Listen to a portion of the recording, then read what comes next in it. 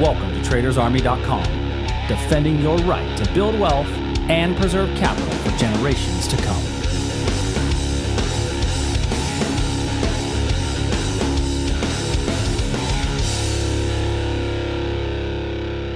Yeah, Tuesday, and a good Tuesday morning to you. Welcome to today's edition of the Daily Market Commentary. I'm your host, Chuck Fulkerson. Hope everybody had a great trading day yesterday. Let's go ahead and do what we do each and every day, looking at futures markets to identify potential breakout trades and reversals from an educational perspective. Going to be a little bit shorter session today. I'm only going to really cover the four major markets, the ES, the NQ, crude oil, and gold. So let's go ahead and dive right in.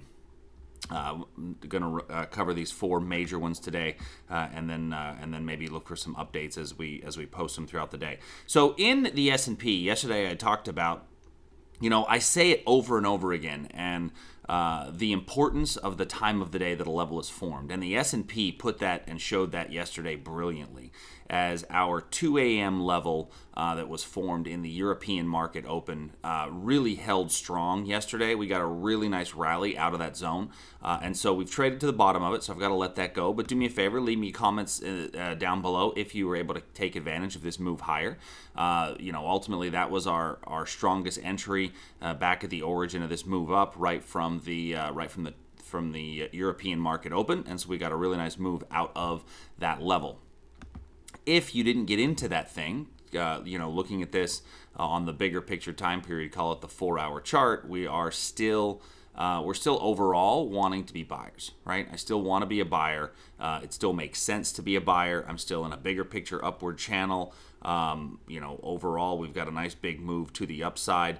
I would be just slightly aware of the resistance that's up above us in this 4-hour area, and I'm coming all the way back to here and really putting my line right there.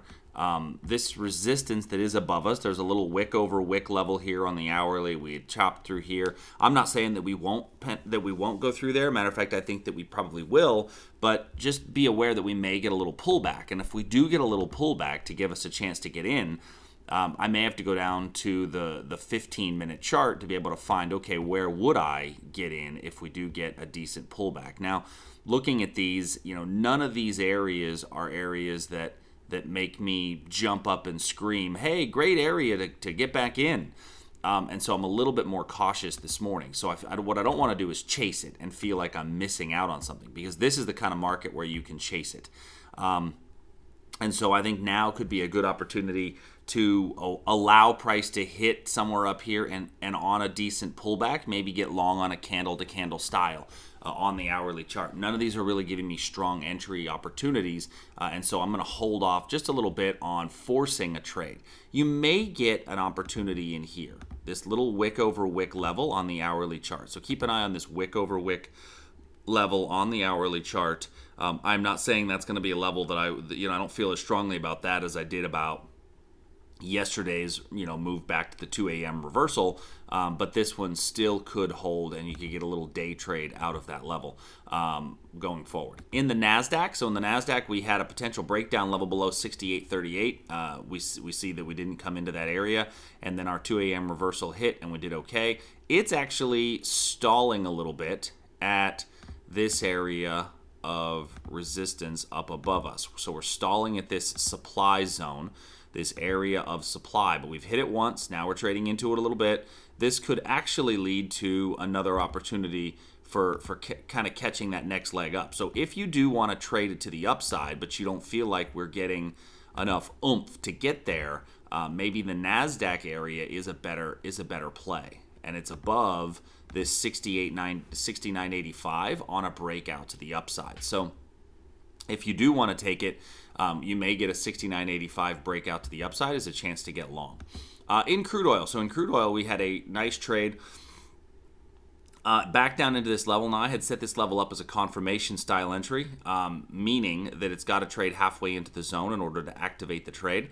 It did not activate the trade for me, although I know a number of people did take this one. So really nice move off of that level. I'm going to pull that level off the chart.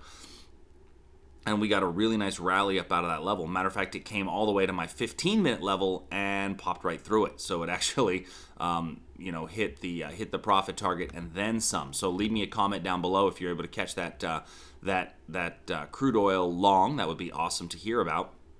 But now, as we're continuing, to march higher, we can see that we've just put in a high upper wick on this hourly chart.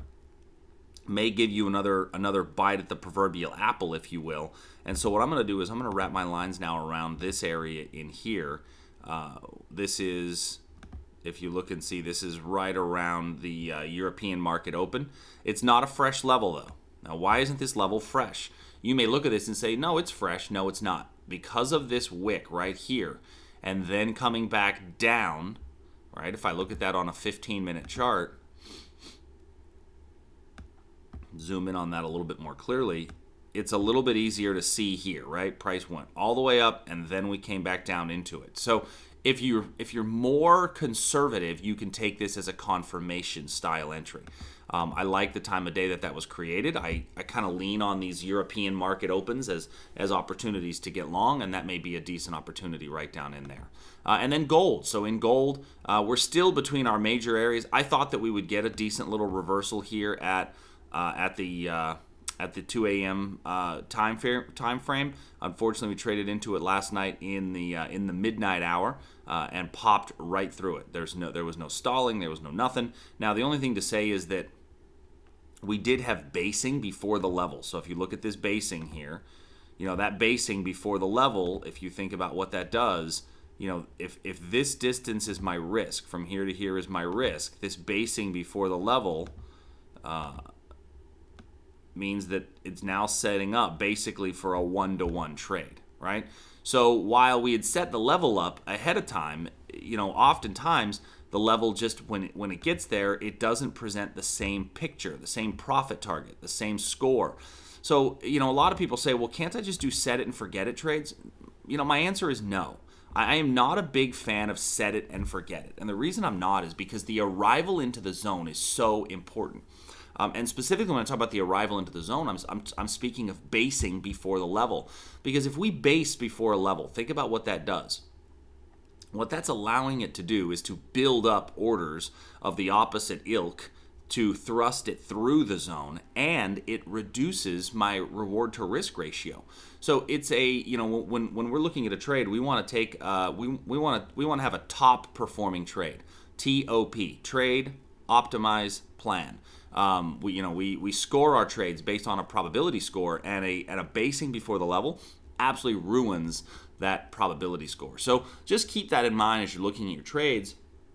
If something is basing coming into that level, do I really want to take it? So those are kind of the areas that I am most concerned with for today, and the areas that as we look at it, I think the S&P and the Nasdaq both give us a pretty decent opportunity to get long if we get an area, and the Nasdaq really has the breakout level, which is a little bit better than the S&P's level. So I'm going to wrap up a little bit earlier today. If you've got any questions, please feel free to send us an email, and we will gladly get back to you. Support@tradersarmy.com. Thank you so much, everybody, and I will see you again soon. Later.